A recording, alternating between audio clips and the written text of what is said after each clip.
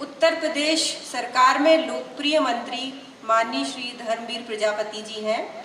Way minister of home guards and civil defence हैं, राज्य मंत्री स्वतंत्र प्रभार। आपका जीवन राष्ट्र सेवा में समर्पित है और आप आरएसएस से जुड़े हुए हैं। बहुत सारे इंस्टीट्यूट्स में स्टूडेंट्स को एनकरेज करते हैं।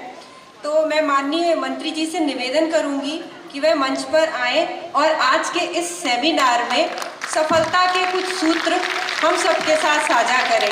सभी लोग करतल ध्वनि के साथ हमारे मंत्री जी का स्वागत कीजिए।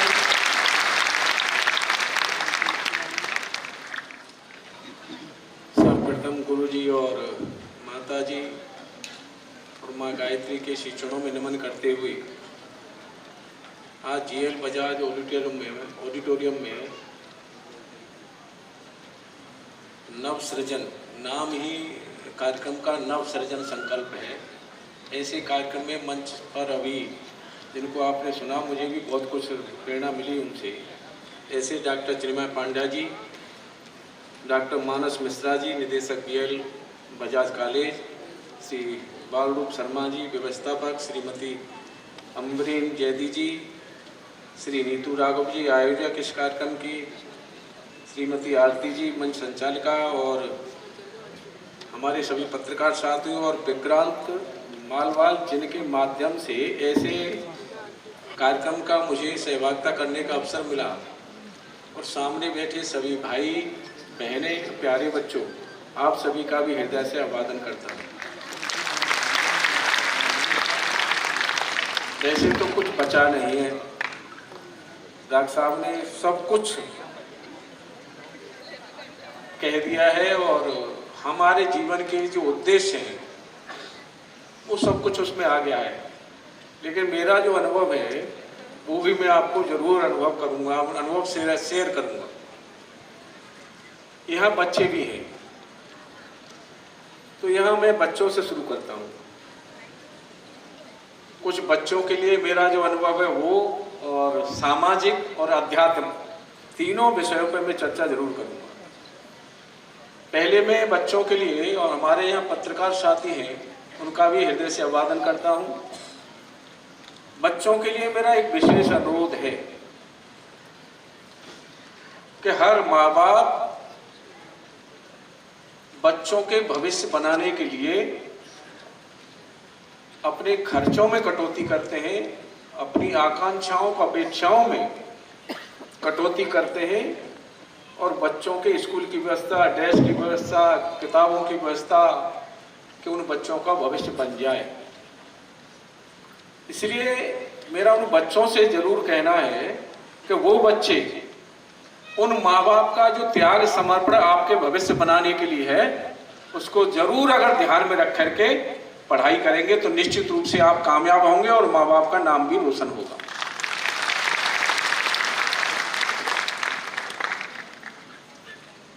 दूसरा विषय मैं लेता हूं सामाजिक। हमें आज हम चर्चा करते हैं यहां से कि इस हॉल में लाइटें जल रही हैं, इसका हम लोग पैसा देते हैं और ये इंसान की बनाई हुई है। आप बताइए, एक बल्ब भी जलाते हैं तो उसका हम पैसा देते हैं कि नहीं देते? और हवा ठंडा करने के लिए पंखा, कूलर, एसी वो भी हम लोग चलाते हैं, उसका भी हम पैसा देते हैं। और कभी हमने विचार यहां नहीं किया कि जन्म से लेकर जीवन की अंतिम यात्रा तक प्रकाश हमें कौन दे रहा है?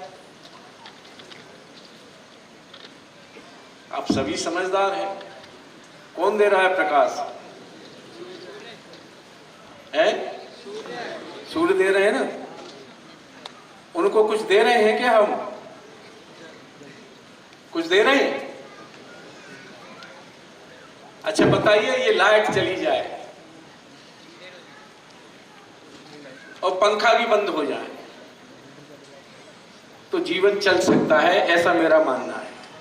चलता है, चल सकता है। और अगर सूर्यदेव ना निकले तो जीवन चलेगा क्या?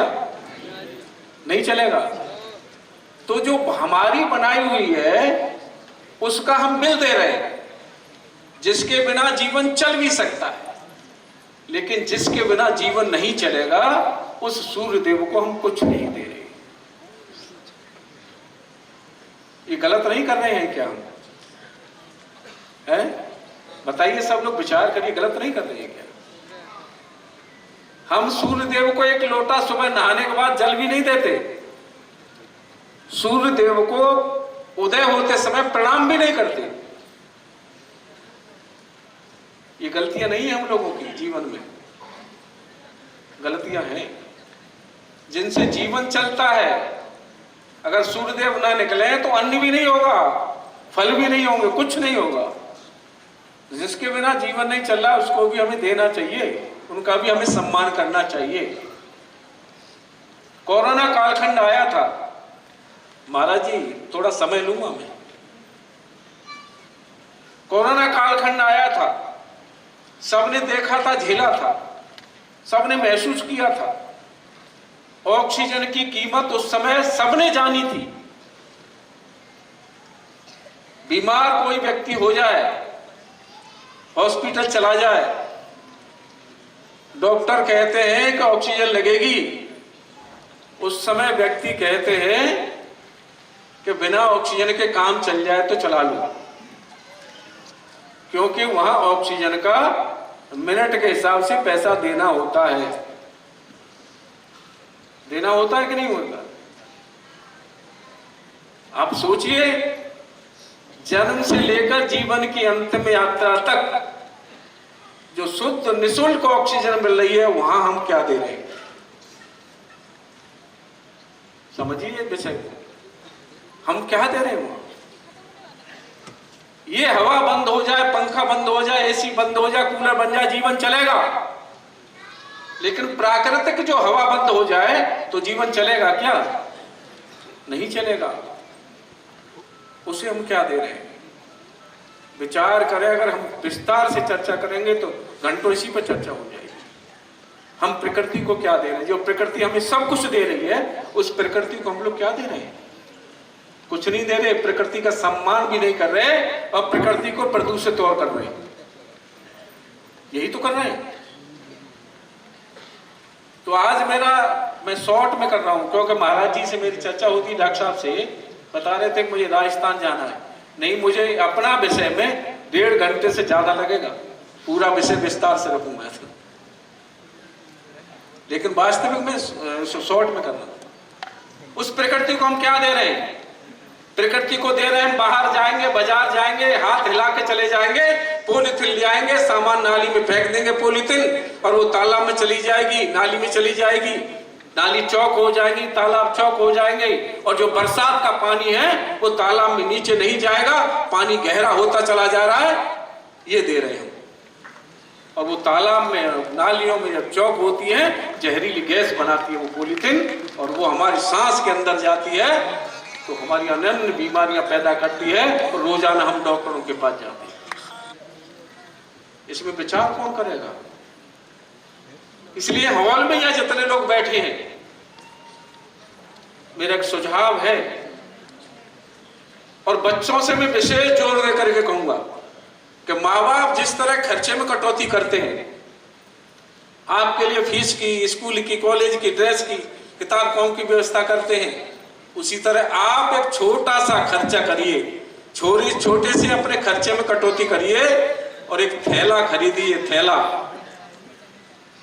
और ले जाकर के माँ बाप को दे दीजिए कि आप मार्केट जाए तो उस थैले को लेकर के जाएंगे, घर में पॉलीथिन नहीं लाएंगे। इसका बहुत बड़ा बदलाव देखने को मिलेगा। मेरे बच्चों से विशेष जोर है, क्योंकि हम जब पहले अगर देखते थे, तो जब छोटे थे हम, तो सामाजिक कोई चर्चा होती थी तो लोग कहते थे, बुजुर्ग, हमारे परिवार में बुजुर्ग व्यक्ति हैं, उनसे पूछ लो, वो जो कह देंगे करेंगे। लेकिन आज का माहौल बदला है, इसलिए मैं बच्चों से जोर दे करके कह रहा हूं, आज का माहौल बदला है। अगर कोई सामाजिक चर्चा, कुछ विषय आता है तो बुजुर्ग से पूछा जाता है तो कहता है बच्चों से पूछ लो, बच्चों से बात कर ले तब होगा। ये माहौल बदला है। इसलिए मैं बच्चों से कह रहा हूं कि अगर आप थैला ले जाकर के माँ बाप को देंगे तो उसका बहुत बड़ा परिवर्तन देखने को मिलेगा। बच्चे कहेंगे बच्चा हमारा बहुत, माता पिता कहेंगे बच्चा हमारा बहुत समझदार है, प्रशंसा भी होगी और घर में पॉलीथिन आने से भी बच जाएगी। मेरा आप सबसे निवेदन है, बच्चों से कहा ही है कि सब लोग पहले की तरह थैला लेकर बाजार जाएंगे, पॉलीथिन घर में न लाएंगे। ऐसा एक हम विचार कर सकते हैं। दूसरा, पानी का बचाव हमें सबको करना है। हम जब छोटे थे तो हमारे गांव में कुआं उमड़ता था पानी से बरसात में, और आज वो कुआं सूखा पड़ा है। उसमें 50 फुट पाइप और चला जाएगा नीचे तब पानी है। लगभग 100 फुट पानी नीचे चला गया है 50 साल में। तो और सोचिए आने वाला समय 50 साल में 100 फुट और चला जाएगा, फिर आने वाले समय में 100 फुट और चला जाएगा। आने वाली संतति किसकी है? हमारी है। आने वाली पीढ़ी हमारी है। तो क्या हमारा दायित्व नहीं बनता है उन आने वाली पीढ़ी के लिए हम पानी छोड़ करके जाएं? ये हम सब का दायित्व बनता है। हमें क्या करना है? कुएं से पानी खींचते थे पहले, हमारे बचपन हमारा कुएं से पानी खींचा है, जितनी जरूरत होती थी उतना लेते थे। फिर नल की व्यवस्था हो गई, 1 बाल्टी की जगह 2 बाल्टी लेने लगे। अब क्या है, बटन दबाना है, 1 बाल्टी पानी की जरूरत है, बाल्टी रख दी समर के नीचे और चले गए दूसरे काम में, 10 बाल्टी पानी नीचे चला गया, चिंता ही नहीं है। ब्रश कर रहे हैं, पानी छोड़ दिया है, चला खुला चल रहा है। गाड़ी धुलनी है, 2 बाल्टी पानी से धुल जाएगी, लेकिन चल रही है समर, चिंता नहीं है। मेरा आप सबसे निवेदन है, आने वाली पीढ़ी हमारी है, किसी और की नहीं है। उसके लिए भी शुद्ध हवा और शुद्ध पानी छोड़ना हम सब की जिम्मेदारी है। नहीं तो आने वाली पीढ़ी हमें माफ नहीं करेगी, कभी माफ नहीं करेगी। और आने वाली पीढ़ी हमारी सिर्फ हमें गाली देगी। हमारे पूर्वज ऐसे थे जो न हमारे लिए शुद्ध पानी छोड़ के गए, न शुद्ध हवा छोड़ कर गए। इसलिए प्रकृति का संरक्षण संवर्धन भी करना हमारी जिम्मेदारी है। हमारी जिम्मेदारी है जल का संरक्षण और संवर्धन दोनों करें हम, ये भी हमें करना है। दूसरा विषय, तीसरा विषय आता है अध्यात्म का। अध्यात्म पे तो कितनी भी चर्चा कर लो, लेकिन मैं सूक्ष्म में थोड़ी चर्चा जरूर करूंगा। हम लोग जब छोटे थे